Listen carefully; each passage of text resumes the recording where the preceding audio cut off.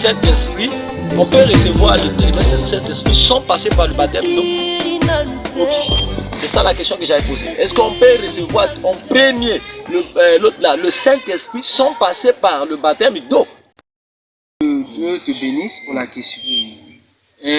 La Bible doit parler, les Écritures doivent parler.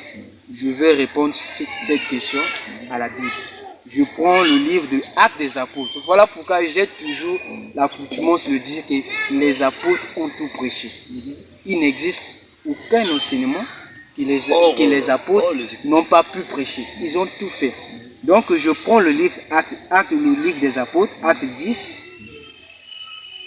Acte 10, bien aimé, si pour vous qui êtes à la maison, vous pouvez commencer dès même le verset premier, lire toute l'histoire, hein?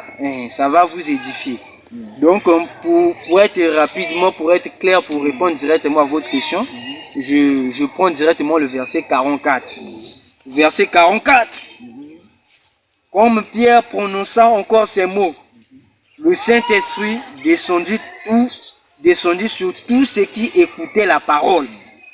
Tous les fidèles circoncis qui étaient venus avec Pierre furent étonnés de ce que le don du Saint-Esprit était aussi répandu sur les païens. Car ils les entendaient parler en langue et glorifier Dieu. Alors Pierre dit, peut-on refuser l'on du baptême à ceux qui ont reçu le Saint-Esprit aussi bien que nous? À ceux qui ont reçu. Ceux-là, c'est qui? Ceux qui ont écouté Pierre. Ceux-là qui ont reçu le Saint-Esprit, tout simplement en écoutant Pierre. Donc, quand ils ont écouté Pierre, le Saint-Esprit aussitôt est descendu sur eux. Ils ont reçu le Saint-Esprit. Voilà pourquoi Pierre dit, peut-on refuser l'eau du baptême? Pierre répète l'eau. Hein? Donc, par là, déjà, nous comprenons que le baptême doit passer par l'eau.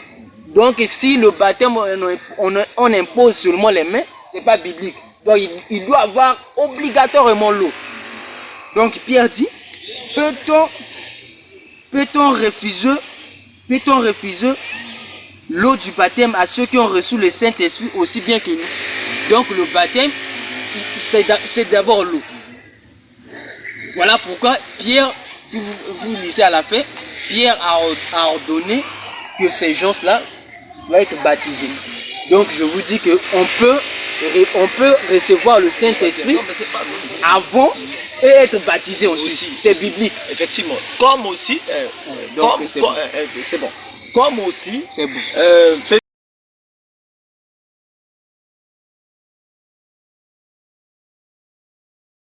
Shalom, shalom, peuple de Dieu. Je vous salue tous dans le nom de notre Seigneur Jésus-Christ. Que la paix, la grâce de notre Dieu Jésus-Christ vous soit entièrement favorable au nom de notre Seigneur Jésus-Christ. Bien-aimés, merci à tous nos frères et sœurs qui sont abonnés à la chaîne. Vous qui êtes nouveaux, je vous exhorte et je vous demande de vous abonner à la chaîne pour plus de visibilité. Bien-aimés, je suis dans la joie d'être parmi vous et d'être devant vous pour répondre à vos questions. Merci également à tous les frères qui ont posé les questions. Et je répète, mon numéro c'est le 06 plus 242 526 39 20. Écrivez-moi sur WhatsApp, sur Facebook. Écrivez-moi dans tous les moyens possibles. Posez vos questions. Par la grâce de Dieu, on va répondre à cela. Si cela plaît au Seigneur, bien sûr. Bien-aimés, sans plus tarder, je vais répondre à quelques questions par la grâce de Dieu que quelques frères m'ont posées. Et la prochaine fois, je compte vraiment voir les questions aussi des sœurs. Ici, j'ai que les questions des frères. Première question. Je voudrais avoir le verset. Je voudrais savoir si Paul était baptisé. Parce que dans notre église, le baptême se fait par le Saint-Esprit. Donc, il n'y a pas le baptême d'eau. Oui, bien-aimé, merci. Que Dieu te bénisse pour la question. bien que la question, je bénis le Seigneur, que Dieu vous bénisse, et une fois de plus, je vais répondre à votre question. Bien-aimés, je dis qu'il n'y a aucun enseignement que les apôtres n'ont pas enseigné. Les apôtres ont tout enseigné. Quand vous posez la question de savoir sur Paul, vous devriez savoir que Paul lui-même, c'est un modèle que nous, on doit suivre. Parce que lui, Paul, il dit dans 1 Corinthiens 1, il dit soyez mes imitateurs, comme je le suis de Christ. Donc, étant imitateur de Paul, nous devons être baptisés. Parce que Paul a été baptisé. Je vous donne le verset. Nous prenons la Bible dans Acte 9, le verset 17. Acte 9, le verset 17. La Bible doit parler, frère. Moi, je vais lire ce qui est écrit. Acte 9, le verset 17. Acte 9, le verset 17. Acte 9, le verset 17, je lis la parole de Dieu au nom du Seigneur Jésus-Christ. Ananias sortit, et lorsqu'il fut arrivé dans la maison, il imposa les mains à Saul en disant, Saul, mon frère, le Seigneur Jésus, qui t'est apparu sur le chemin par lequel tu venais, m'a envoyé pour que tu sois recouvré la vue et que tu sois rempli du Saint-Esprit. Au même instant, il tomba de ses yeux comme des écailles et il recouvrit la vue. Il s'éleva et il fut baptisé. Il fut baptisé et après qu'il eut pris de la nourriture,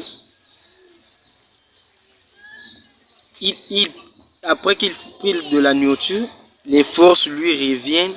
Saul resta quelques jours avec les disciples qui étaient à Damas. Bien aimé, c'est ça le verset. C'est ça la Bible. La Bible doit parler. C'est pas que un X ou Y avait écrit ceci. C'est la Bible. Bien aimé, la Bible doit parler. Voici l'exemple. Voici le verset qui nous démontre avec force que Paul a été baptisé. Conformément au livre de Actes des Apôtres, le verset 17 à 18. Donc cela répond à votre question. Merci frère, que Dieu vous bénisse.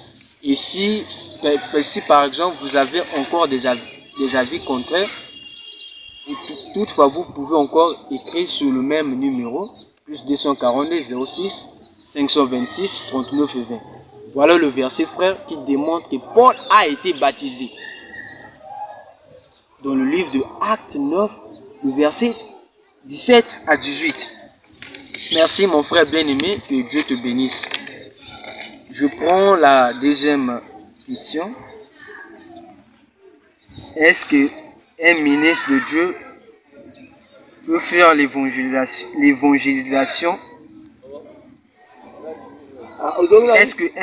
Est-ce qu'un ministre de Dieu peut faire l'évangélisation maison à maison?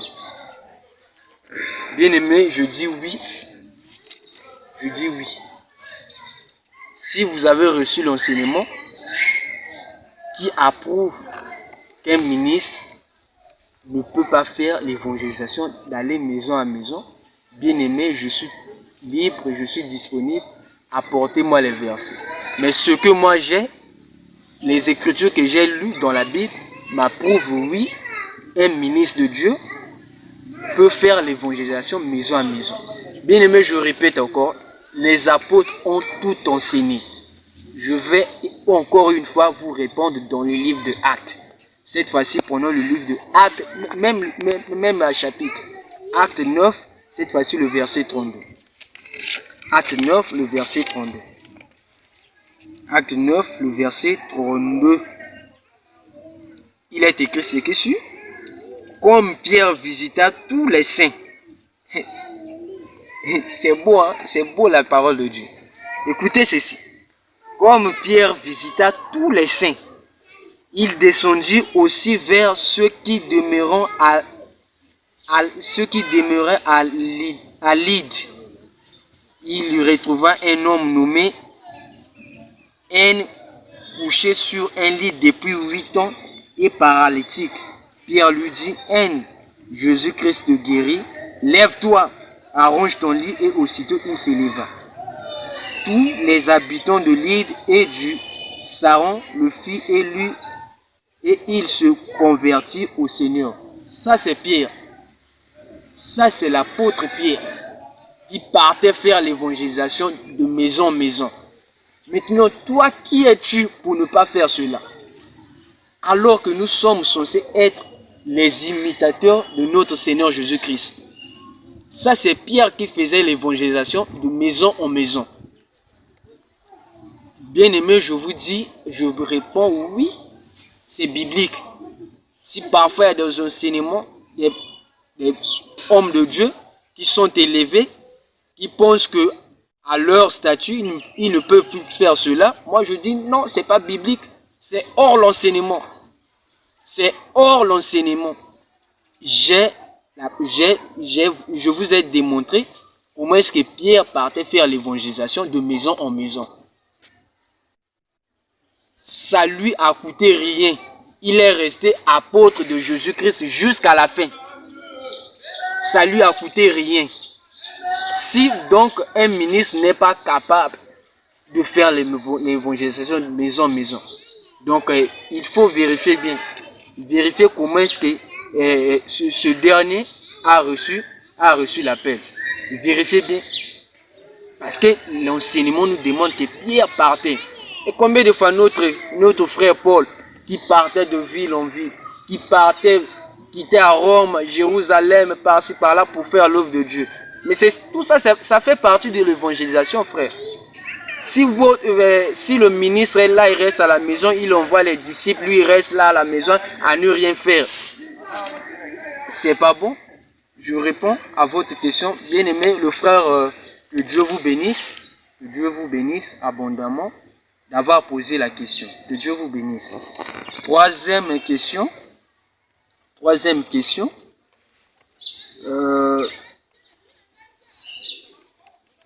Troisième question, je vais lire ça.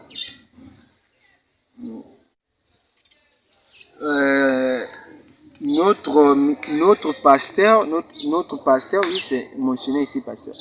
Notre pasteur, dans son introduction, il ne cesse de nous rappeler que son ministère n'a été révélé,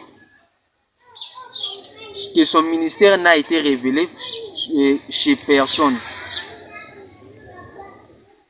Démontrez-moi ça dans les Écritures. Puisque Paul n'a jamais reçu l'enseignement quelque part, et Paul a été apôtre de Jésus-Christ. Bien aimé, je réponds aussi à la question, frère, que Dieu te bénisse. Malgré j'ai un peu de difficultés, mais c'est un peu d'améliorer l'orthographe, que la question soit explicite. Donc c'est un peu ça. Ce que j'ai compris, je vais répondre. Bien aimé, on peut prendre le livre de Acte 13. Acte 13, Acte 13. Je vous explique le ministère de Paul. Paul, oui, certes, Paul n'a jamais appris nulle part. Paul a appris ça, c'est le Saint-Esprit qui a enseigné Paul. Mais je vais vous démontrer quels sont les chemins que Paul a passés. Oui, je vous dis que non, c'est archi faux. Le ministère de Paul a été révélé par des gens. Par des gens remplis du Saint-Esprit. Bien aimé, on prend toujours le livre de Acte 13. Je prends le livre de Acte 13, le verset 1er. Je commence par le verset 1er. Il y avait dans l'église d'Antioche des prophètes et des docteurs. Barnabas, Simon appelé Niger, Lucie de Cyrène, Manaène, qui avait été élevé avec Hérode, le Téraque et Saul. Il y a déjà Saul qui était là, parmi eux. Pendant qu'ils servaient le Seigneur dans leur ministère et qu'ils gênaient, le Saint-Esprit dit, mettez-moi à part Barnabas et Saul pour l'œuvre à laquelle je les ai appelés. Alors, après avoir gêné, et ils prirent et ils leur imposèrent les mains et les laissèrent partir. C'est ça le chemin de Paul. Ne prêchez, vous prêchez mal, Ça c'est prêcher mal la parole de Dieu. Tu te lèves un bon matin, tu sors dans la rue, tu construis. Je ne sais pas si tu construis, tu dis que je suis appelé. Comment? Qui t'a appelé? C'est votre oncle? Je ne sais pas, c'est un membre de votre famille qui vous appelle ou bien c'est le Seigneur? Dieu n'est pas un Dieu de désordre. Acte 14, le verset 33. Dieu n'est pas un Dieu de désordre. Ne prenez pas n'interprétez mal les choses. Le passage de Paul est clair. Paul a passé par des gens. La Bible nous démontre. Bien aimé, jusque là, je suis toujours dans le livre des Actes des Apôtres pour vous démontrer ce que je vous ai dit dans l'introduction, que les apôtres ont tout prêché. Il n'existe aucun enseignement que les apôtres ont oublié. Je suis là, bien aimé. Donc Paul, lorsqu'ils étaient tous réunis, le Saint-Esprit est descendu. Le Saint-Esprit a parlé. Mettez-moi Paul et Barnabas à part. Et on a imposé les mains à Paul et Barnabas. C'est ça. Donc, toi, tu te lèves un bon matin, tu te dis ministre, tu as passé par qui? Qui t'a entendu? D'abord ton ministère. Si tu es pasteur, qui t'a écouté pour te déterminer le ministère pastoral ou bien le ministère doctorat? Voilà pourquoi il y a le désordre. Je dis non à cet enseignement. Un ministre doit passer par un autre ministre pour être ministre. C'est ça l'enseignement. Parce que la Bible démontre qu'il y avait des docteurs, il y avait des prophètes, ils étaient tous ensemble. C'est par là, le Saint-Esprit est descendu. Eux-mêmes, ils étaient convaincus que Paul et Barnabas avaient la chose de Dieu. C'est ça l'enseignement. Que Dieu te bénisse, mon frère. Que Dieu te soit entièrement favorable. Merci pour la question. J'espère que par la grâce de Dieu, vous êtes édifiés. Je prends troisième question, ou bien si je ne me trompe pas. Shalom, mon frère. Est-ce qu'on peut répondre le baptême? Est-ce qu'on peut répondre le baptême une fois changé d'église? Oui, bien aimé, que Dieu te bénisse. Que Dieu te bénisse richement. Oui. Je dis oui et amen. Je dis oui, que on peut répondre le baptême. Pourquoi je dis oui? Les Écritures doivent parler. Les Écritures. Je prends Acte 13, Acte 19, plutôt, excusez-moi, Acte 19. Acte 19, je prends à partir du verset 1er. À partir du verset 1er. Pendant qu'Apollos était à Corinthe, Paul, après avoir parcouru les hautes provinces de l'Asie, arrivé à Éphèse, ayant rencontré quelques disciples, il leur dit: avez-vous reçu le Saint-Esprit? Quand avez-vous cru? Ça, c'est la question que Paul a posée. Il lui répondit: nous ne savons même pas entendu dire qu'il y a un Saint-Esprit. Il dit: de quel baptême avez-vous donc été baptisé? Et il répondit: du baptême de Jean. Alors Paul dit: Jean a baptisé du baptême de repentance. Disons au peuple de croire en celui qui venait après lui, c'est-à-dire en Jésus. Sur ces paroles, il fut baptisé au nom du Seigneur Jésus-Christ. Amen. C'est ça l'écriture. Donc, bien aimé, l'écriture démontre tout simplement que le baptême doit être baptisé au nom de notre Seigneur Jésus-Christ. Si tu n'as pas été baptisé au nom de notre Seigneur Jésus-Christ, oui, tu dois répondre avec le baptême. Et selon Apocalypse, Dieu c'est la parole. Donc si là où tu es, la parole, l'enseignement de Jésus-Christ n'est pas respecté, il n'y a pas l'enseignement de Dieu n'est pas respecté. Une fois changé, là où tu as cru, tu as les preuves que Dieu est là conformément aux Écritures, tu dois être rebaptisé au nom de notre Seigneur Jésus-Christ. Et deuxième contexte, je dois expliquer ça dans tous les contextes. Si tu as été baptisé, une fois baptisé, tu sors, tu quittes l'église, là où tu quittes l'assemblée, tu vas dans les autres dimensions, c'est-à-dire, je m'explique, tu retournes dans l'ancienne vie, tu redeviens danseur, rappeur, chanteur, fumeur, etc. Si Dieu te fait grâce de retourner à l'église, oui, frère, tu peux être rebaptisé. C'est ça. L'autre contexte, tu as été baptisé par un homme de Dieu quelconque. Et à la fin, tu te rends compte que l'homme qui t'avait baptisé n'est pas un homme de Dieu. Il ne respectait pas la doctrine. Il ne faisait pas la volonté de Dieu. Par exemple, il prêchait mal. Donc, vous avez vu les témoignages qui n'avaient rien à voir avec la sainte doctrine de Jésus-Christ. Tu peux être rebaptisé. C'est ça. Je parle là dans tous les sens. La loi, quand on dit être baptisé dans la loi c'est aussi l'enseignement qui n'a rien à voir avec Jésus-Christ.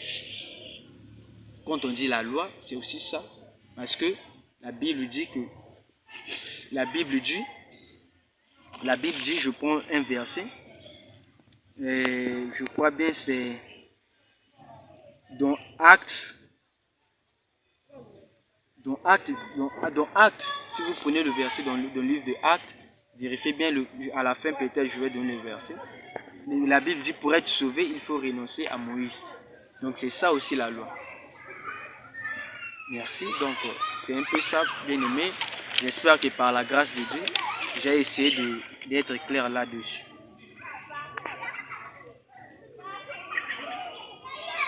Je pense bien que la dernière question que shalom frère. Shalom frère, oui. Bon, la question que vous essayez de poser, c'est de savoir que aujourd'hui il y a des hommes de Dieu qui prêchent et prétendent dire qu'il y a d'autres enseignements que